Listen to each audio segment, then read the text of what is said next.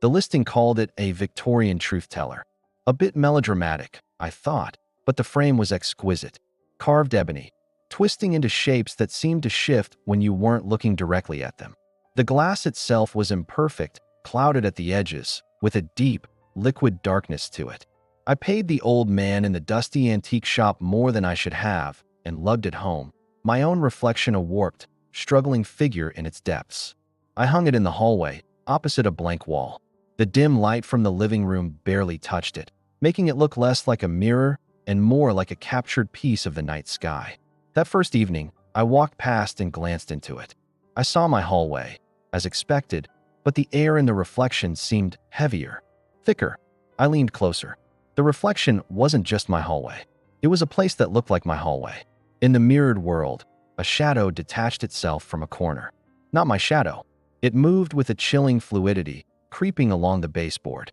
I watched, frozen, as it slipped under the door of my neighbor's apartment, Mrs. Gable's place. I blinked, and my own tired face stared back at me.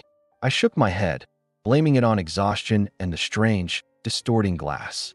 Just a trick of the light. The next morning, the police were there. Mrs. Gable's apartment had been burglarized. Nothing violent, they said, just a few valuable items gone. They asked if I'd seen anything. I thought of the creeping shadow in the mirror and said nothing. How could I? I spent the rest of the day stealing glances at the mirror. It showed me nothing but my own anxious face. That night, I couldn't resist. I stood before it, my heart thumping a nervous rhythm against my ribs. I stared into its dark surface, trying to will it to do something, to prove I wasn't going crazy. At first, nothing. Just the hallway, the dim light, the silence.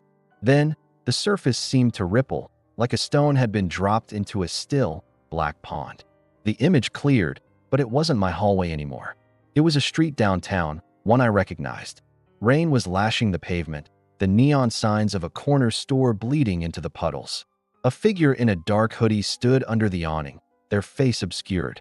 They glanced around, then expertly jimmied the lock on a parked sedan. The car door swung open. The figure slipped inside. A moment later, the car's headlights flashed on, and it sped away into the night. My breath hitched. It felt so real, like I was watching a live feed. I stumbled back, my hand flying to my mouth. This was impossible. The mirror, it wasn't just a mirror. It was showing me things. Crimes. The antique dealer's words echoed in my mind. Victorian truth teller. Was this the truth it told? A future of petty thefts and shadows? The following day, a friend called, frantic. His car had been stolen overnight. A sedan. From that exact street corner. I felt a cold dread snake its way up my spine. The mirror wasn't lying. It was predicting the future. A terrible, useless power. What could I do? Report a premonition I got from a haunted mirror? They'd lock me up. That evening, I was drawn to it again. A moth to a flame that promised only to burn. I needed to understand. I stood there, for what felt like hours, just staring.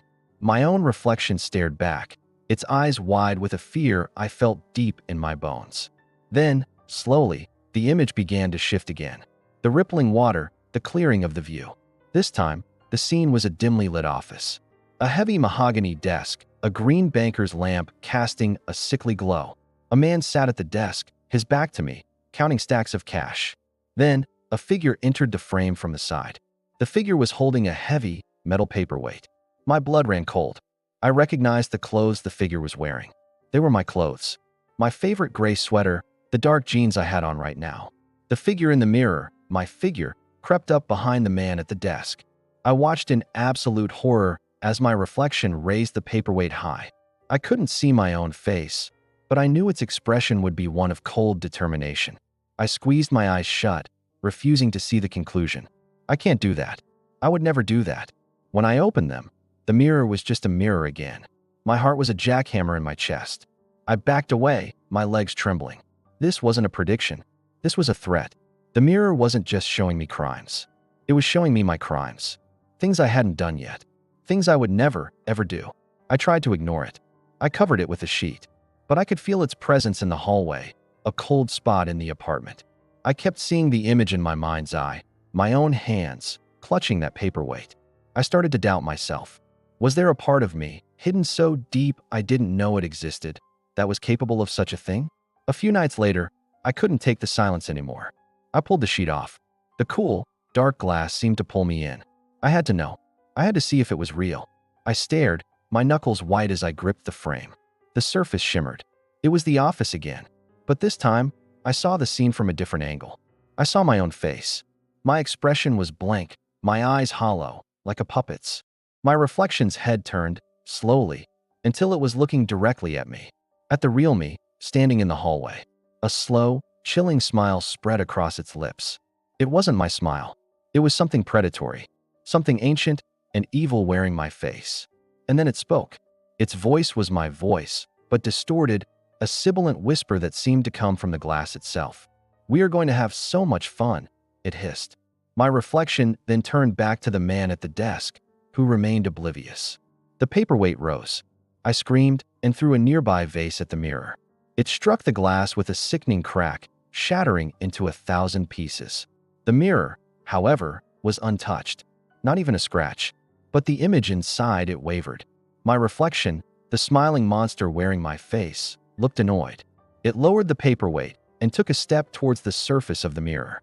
Its hand pressed against the glass from the inside, the image distorting around its fingertips as if pushing against a rubber sheet. That's when I finally understood. My blood turned to ice. The mirror wasn't predicting the future. It wasn't showing me what I would do.